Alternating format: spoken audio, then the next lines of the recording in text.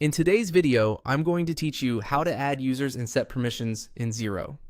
We'll walk through the simplest, safest way to invite someone to your Xero organization and give them exactly the access they need.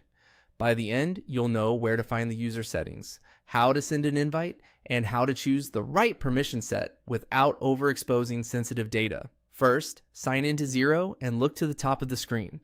Click your name to open the account menu.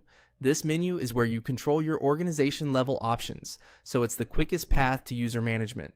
If you don't see the options we're about to use, you may need administrator access from someone who already manages users. From that menu, click Settings.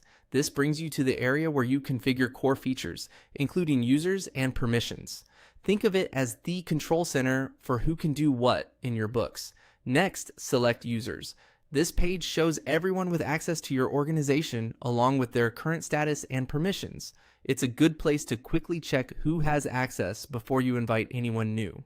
Now, click Invite a User. You're creating an invitation that Xero will email to your new team member. They'll use that link to join your organization securely, so you don't have to share logins. Enter the person's first name, last name, and their work email address. Take a moment to double check the spelling. The email must be correct or they won't receive the invite. Keeping names accurate also helps you recognize who has access later, especially in audits or user reviews. Next, set their permissions. You'll see categories such as projects, payroll admin, and business and accounting. Projects controls access to project tracking, so enable it only for people who manage or report on projects. Payroll admin is powerful and should be limited to trusted payroll staff, since it grants access to employee and pay details.